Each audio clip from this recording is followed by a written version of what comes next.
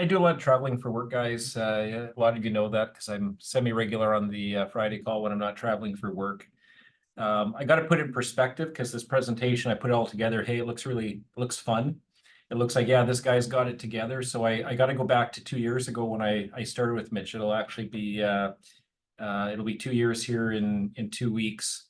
And used to travel, well, still travel on the road a lot for work, but never met a pizza I didn't like, never met an appetizer platter that sounded like a good dinner choice. All the usual bad habits, drive-through windows, the whole works. And I was in a bit of a lull for my travel when I started with Mitch, and it was the last week of March of 2022, and I had been home for 4 weeks, so that took me to April. And then I had to go out into the wild and survive. So it was great. I'd knocked my cap out of the park. I'd done everything great, was 100% for the first 4 weeks. And now I had to go on the road and survive. And I will tell you that I got to Edmonton and I spent that morning in the office totally panicked about what I was going to have for lunch. And finally got out to Mucho Burrito and made something work. And that being said, it's become old hat. So we just made some changes to my program. So I'm going to talk a little bit more about a trip I had it's the end of November, going into December last year. So it was I called it an odyssey because it was more than a business trip. 10 days, 9 nights, 2 flights, 5 hotel changes, like 5 nights, 5 different hotels, and 1,400 kilometers of driving. So trying to blow the myths out the window. I can't stick on plan when I'm traveling. I can't stick on plan when I'm flying. I can't blah, blah, blah, blah. Well, the reality was I did. And I started that trip at 204.2 pounds. So over that 10-day period, cap 10 out of 10, workouts 4 out of 4, sleep 7 out of 9. It's not perfect. You got to get up for early flights and crazy meetings. Steps 10 out of 10, water 10 out of 10, ended at 204.0. So I wouldn't call it a loss or a gain, but to me, that's a huge victory. That's 10 days on the road, eating at restaurants and not sabotaging the plan. So actually, as I was doing this trip, and you're sitting in restaurants and there's nothing to do when you're in a restaurant alone by yourself anyway, started making up some travel hacks. So what was the hack I did today? And I just shared in the guy support group. So what I did here today is I took a bunch of those hacks and put them into a presentation with a few more tips. So hack number 1, skip the hotel breakfast. There is nothing good at a hotel breakfast that has any protein in it, and hotel coffee sucks. Now what I do, so I'm going to Edmonton this week. Sunday night I get in. My first stop's at the grocery store before I even go to the hotel, and I'm going to buy some protein-rich foods, rotisserie chicken, luncheon meat, fruit. And what I found is that gets my day started. So I can eat breakfast in my hotel room, and I can get a third of my daily protein in before I even walk out my hotel room door. I can eat real food, and then I'll survive the protein light restaurant meals for the rest of the day. And protein shakes are a good backup. Bars are a good backup. I use the protein shakes if I want to go out for a really nice dinner and maybe have a dessert or an appetizer and know that I won't get the protein there. I saw Mitch's post on Facebook this morning, and he talked about packing whey protein, and I haven't got there yet. But with the change we made this week to my calories and protein, I might have to. But so far, I've made my plan work by trying to make the cap work with food as opposed to just powder. So sample grocery store breakfast, original Baby Bells. They're pretty surprisingly protein dense. I know, Abby, you mentioned you don't like cheese and don't like to waste your calories on cheese. I love cheese, so any way I can find cheese to work, I make it work. Baked honey ham, natural selections, but there's some other ones. 10 slices, that's a whole package if you're wondering. A couple of Baby Bells, the Greek yogurt from Danone, blueberries and blackberries because I get some fruit in the morning. That's 550 calories and 54 grams of protein. So all real food and 54 grams of protein. I've got a slide. Actually, I guess I put this out of order a little bit. I'll jump in a couple of slides. I'll just talk about the different protein and the planning. But but that gives you basically 10 grams of protein per 100 calories to start your day. Hack number 2, go to restaurants that post nutrition information. I really love the Canadian Brew House. They don't post anything online, so I don't go there. Boston Pizza, The Keg, Montana's, The Old Spaghetti Factory, Olive Garden, Taco Time, Subway, McDonald's. McDoubles are actually not bad for you if you don't get the fries with them. Many more. IHOP has a calculator, so you can actually go on the IHOP app, even though IHOP's menu is a little sketchy for protein dense. You can actually pick out the different components of your meal, and it will actually tabulate it for you. And I know it's not perfect, but it's better than freestyling it. I have go-tos at different restaurants. So at the Keg, I go for the prime rib. If I'm light protein and a little higher on calories, then I'll change it to a sirloin steak because it's got a little more protein, a little less calories. At the Olive Garden, I go for the chicken parmesan. At Boston Pizza, I go for the baked 7 cheese ravioli, or I like the chicken Caesar salad with an extra serving of chicken on it. So I get lazy on the road, and hey, it's okay. If you can eat the same thing a few days in a row, go to the same place, eat the same thing, you don't have to put any energy into it. Some of the things I've done is pick restaurants you like, and then in some cases like Montana's, they've got a good calculator, but it's kind of hard to work through. I've actually built some food into my recipes or my foods in MyFitnessPal, so I can just basically pick them out of there when I go there. And that's easy, and you can order, it'll work. And I've got another slide here about numbers, but don't assume a salad's your best option, because I'll show you shortly why a salad's not necessarily your best option. And then by creating them, you can use them again. So here's just a snapshot out of my recipes. There's my son's recipe for beef and broccoli. I snuck in there just on the page, but take a look at the Montana stuff I put in. So that's right out of Montana's nutrition page. And if you order their 10-ounce sirloin dinner, I can tell you it comes with mashed potatoes, an onion ring topper, and beef gravy. Depending how your day's going, you can get them to include or not include that with your order, and you can add or not add them into MyFitnessPal based on what you're eating. And I just realized I'm pointing at a slide you can't see. So, or sorry, you can't see what I'm pointing at, so I apologize for that. So I talked about protein and protein numbers, and so know your protein number. For this 10-day trip, my protein number was basically I needed to get 7 grams of protein for every 100 calories I eat to be in compliance with my cap for the day. This makes it really easy when you're looking at things. When you have that number in your head, and I'll give you when I talk about my number changing, well, we cut my calories 10% and up my protein 10% here this week. So my number is now 9 grams of protein per 100 calories. So I'm kind of relearning some of my old tips and tricks. But that breakfast I showed you earlier was 10 grams of protein per 100 calories. Protein bars, and I've seen some frustration in our group. Oh, gee, I'm eating all these protein bars and I'm not making cap. Protein bars are only 10 grams of protein per 100 calories. So basically 1-to-1. So for every protein bar you eat, you're not really gaining. Like if you had, I don't know, say went out and binged on some French fries, or, had a couple of slices of bread, the protein bar is not going to get your protein ratio back. Protein shakes are a great bailout because you get about 20 grams of protein for 100 calories. And then my favorite go-to on the road is, rather than protein shakes or protein powder, is, hey, a chicken breast is 20 grams of protein per 100 calories, and most restaurants offer chicken breast on the menu. So they're not all equal. I know that in the example I gave you earlier, I showed you we had 10 grams of protein for 100 calories. Well, for lunch that day, I had a big 7 cheese ravioli at Boston Pizza, which is only 5.5 grams of protein per 100 calories. So it's like, ooh, that's below your numbers, Sean. But combined with the breakfast, I only need to get 7 grams of protein for 100 calories for my supper and still make cap for the day. So that's kind of, you can have more choices if you plan ahead. And I just had a couple of examples. Wow, that big 7 cheese ravioli is 870 calories, but look, it's 48 grams of protein. Could have the Caesar salad, I'll just have a salad. You could have 3 salads that put you up at 9, put you up at 1,000 calories, or 2.5 salads would get you in there about 850. And 2.5 salads would get you a total of 15 grams of protein versus 48.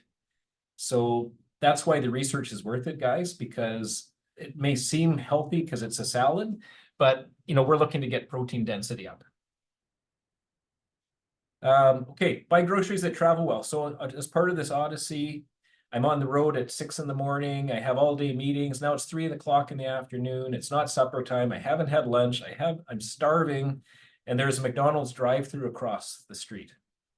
But I had all those groceries I bought earlier in the week, and if you buy things like turkey pepperoni and Baby Bells and oranges and bananas and apples and protein bars, they don't go bad in your car during the day.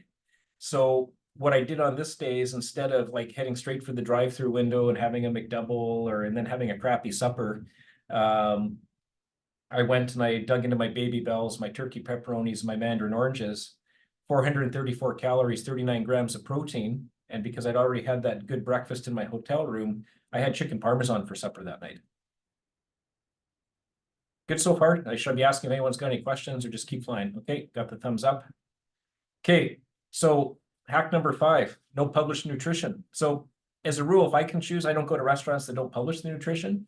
But sometimes my customer says, hey, this is where we're going to meet for lunch. So the simple hack there is look for something on the menu that's one of your go-tos, because you've already done all the research to know where your go-tos are, what works for you. Find something that's a go-to, and then because you've eaten it, it's a go-to. When they deliver it to the table, you can look at it and say, gee, is that bigger than my go-to, smaller than my go-to?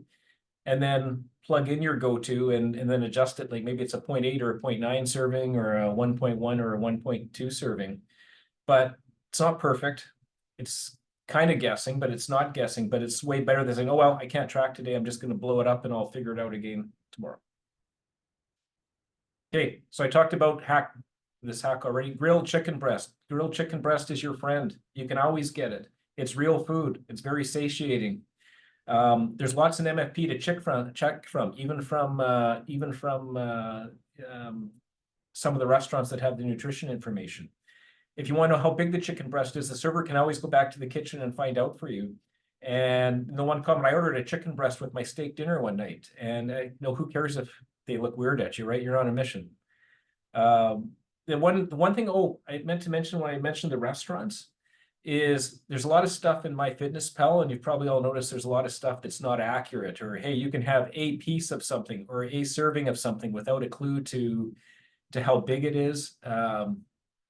I will use MyFitnessPal if I don't have another choice, but the restaurant information usually includes the serving size and how big it is. So that's the ones I'll use for those restaurants.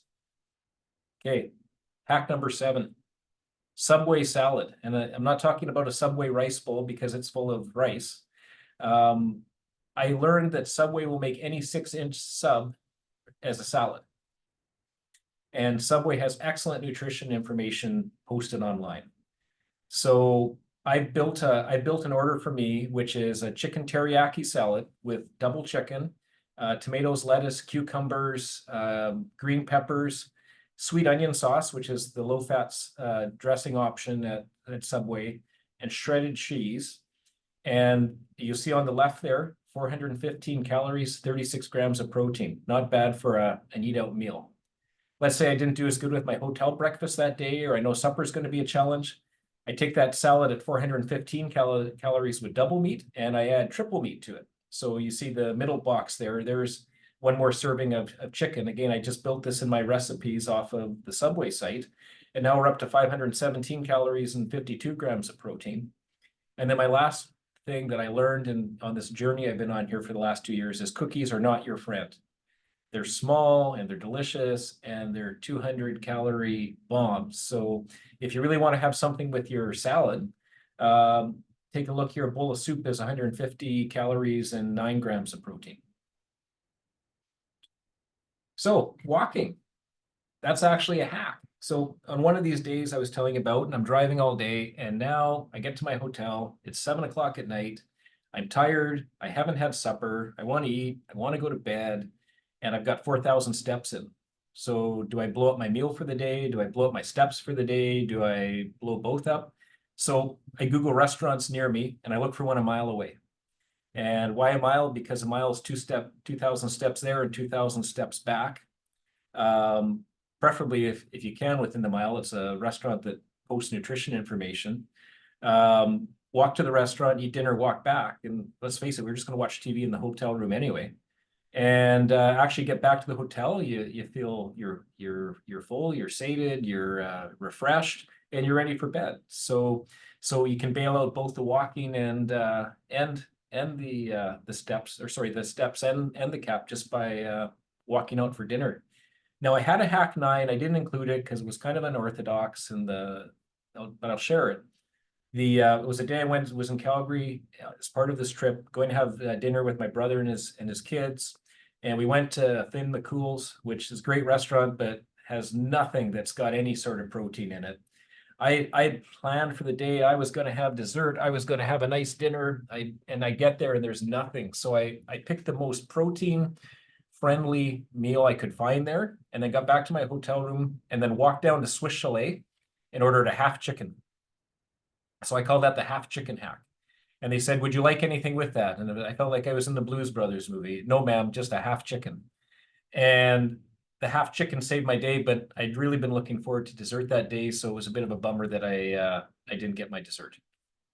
So traveling doesn't mean you have to take a pause on your progress. And with a little planning, basic planning, preparing, building some habits, and you don't miss a step. And then, as I like to say, even you can become a road warrior.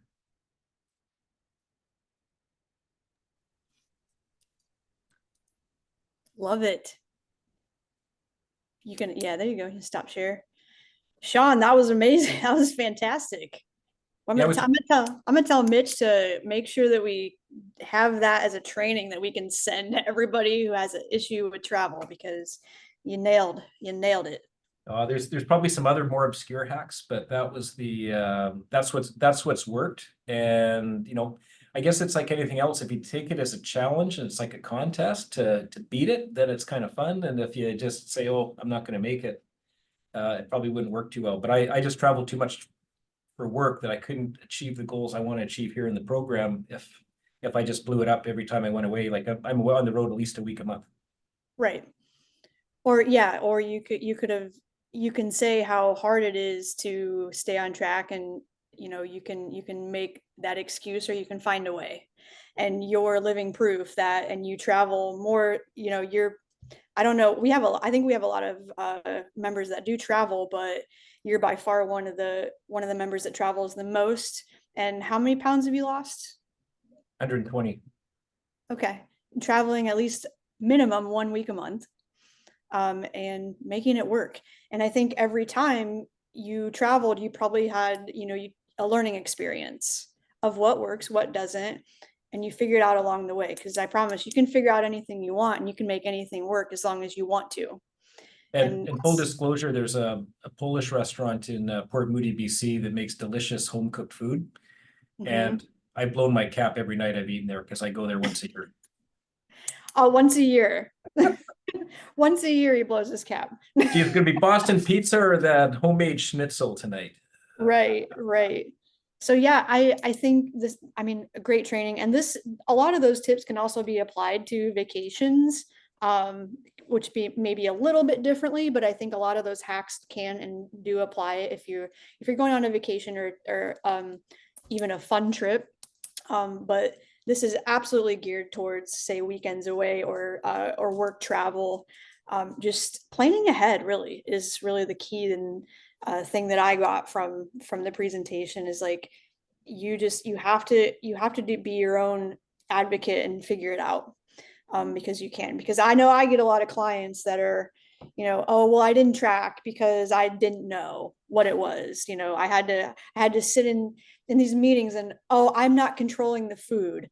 Well, you're choosing that because you can control your food. You can go to the grocery store and get your own food and eat before you go to the meeting or the whatever. You can control your food if you want to. Or like you said, if there's a client or whatever that you don't have a choice to go to the restaurant, like, you can pick things. Every menu has a protein option and veggies, and you can say, no oils or no butter. You can do that. So it's, you choose to stay on track or you don't. There's not a right or wrong, but you can make it work. And just because you're traveling does not mean you have to, you have to blow everything, or or whatnot. And I actually like fast food when I, traveling, because I actually think that the menu items are easily accessible and easy to find, to track. And also, a McDonald's cheeseburger is the same everywhere. The portion size. You go to these restaurants and you may get, one dish that is completely different than, another restaurant. So I think the fast food also actually has better options as far as portion control goes. And believe it or not, if you do enough research, you can find pretty decent options to have your protein, and Subway being one of the best, in my opinion, to do that. So does anybody have, and by the way, I do like cheese, but I don't like to waste it on my calories. You're right. You are right about that. Anybody have any questions or comments, or was this helpful? No, it's great. And I think for those of us who don't have the calorie budget that the guys have, I mean, it all still works, just maybe Yep. not 10 slices of the ham, you have 5, or Yep. 1 Baby Bell, not 2. So I think, yeah, it's quite useful. So thank you, Sean. Absolutely. And thank you for bringing that up, Liz, because I was going to mention that, like, obviously like men, depending on, will get more calories, but you have to take what he gave you and make it work for yourself. And like, it all applies no matter what. So anyone else?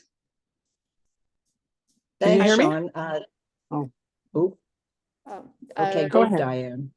Diane? What? No, I was just going to say that in addition to Subway, there's also a couple of other restaurants. They do have really good salads that you can put a bit of chicken on, or shrimp or fish or something, because I prefer that than a hamburger, like a quick and easy. I would rather have a salad with a chicken or protein on it. Yep. Well, whatever works for you. But yeah, like Yeah. Sean said, be careful, because some of those salads can be calorie bombs. How? Oh, you sir, I gotta- guess I must have missed that. How are the calorie bombs? Look 'Cause out they- for dressing. all the other dressing is Oh, extremely high I calorie. always, I don't, well, I don't ask for dressing. I tell them to leave the dressing off and to put a little bit of olive oil on the side, and I just use what I think I need. Yeah. But I never use the dressing from those Well, restaurants. the oils can also get you in trouble and make those really high calorie, and Yeah, all the cheeses and all that. So you gotta just be careful. But if Yeah. it works for you and you're within your calorie range, you can Yeah. get the salad, no problem. Okay. Irene. I'm traveling for 3 weeks internationally in May. But I've noticed on all of those trips, usually in the hotels, you can always get an omelet of some kind. And you can watch and determine what you get in the omelet. So if nothing else, you can always rely on eggs, even though it may look weird when you're looking at all these lovely other things that are there. So yeah, and we don't have nearly as much control at lunchtime, because often if you're on the road, you don't know where they're going to stop for lunch, but you just have to do the best you can. Yep. Well, and yours is more of a vacation, once in a lifetime experience. So Yeah. I posted in the gals group, I would maybe but nonetheless, Sean's tips do transfer over to vacations as well. So awesome. Well, Sean, thanks again. That was absolutely fantastic. It really was. So we appreciate you coming on to do that. Way better presentation than I've ever done, I'll tell you that. So so thank you so much. Oh, are you there? Oh, I'm here. Yeah. No. Okay. Yeah. Cool. So we'll Mitch is gonna save this one, and we'll be sending it out and putting it in our queue for future reference. And if you're on replay, hopefully you got some value. Everybody have a great rest of your weekend. Can I just Thanks, offer a Ron. quick tip before we go? Okay. Sorry, just one. I was recently on a business trip for a week in like the middle of nowhere in Saskatchewan, like no access to treadmills, no access to restaurants, like 0 things for me to support myself. But anyway, I got off in Saskatoon and I did all my grocery shopping. And before I went, I bought a portable blender.